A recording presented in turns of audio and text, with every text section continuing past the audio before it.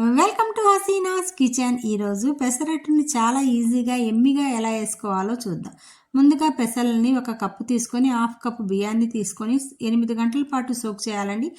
కనీసం 5 గంటల పాటు అయినా సోక్ చేసినట్లయితే ఇలా చక్కగా మిక్సీలో తిప్పామనుకోండి ఇలా పిండి అవుతుంది అన్నమాట. ఉప్పు కలిపి దోశ పిండిలాగా చేయాలి.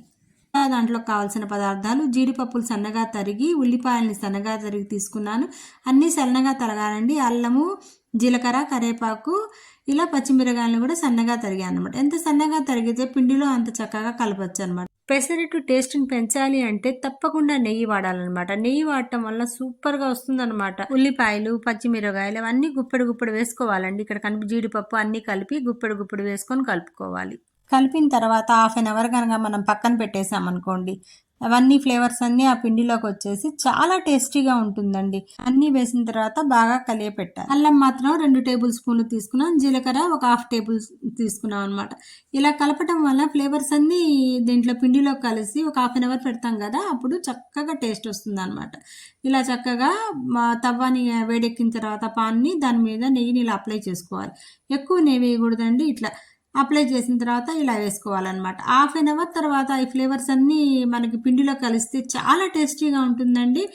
ఇప్పుడు దీని మీద కొంచెం నెయ్యి వేస్తున్నాను. మిగిలినవి మనం ఉంచుకున్నాం కదా, ఒక పావు కేజీకి ఒక 8 పెసరట్లు వస్తాయండి, టేస్టీ పెసరట్లు. ఇలా చక్కగా అన్నీ స్ప్రెడ్ చేయాలన్నమాట.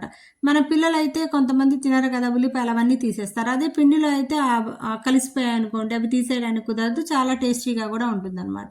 మనం లుకింగ్ ఎమ్మీ కోసం ఇలా కూడా వేస్తున్నాం అన్నమాట. చాలా టేస్టీగా ఉండేటటువంటి పెసరట్టు నెయ్యితో ఇంకా టేస్ట్ వస్తుందని చెప్పాను కదా, ఇలా కాలాలండి. ఈ పెసరట్టు ఒక్కటి మాత్రం చాలా ఎర్రగా చక్కగా కాలితేనే టేస్ట్ వస్తుంది అనమాట. క్రిసిపీ లేకపోతే అది అంత టేస్ట్ రాదండి.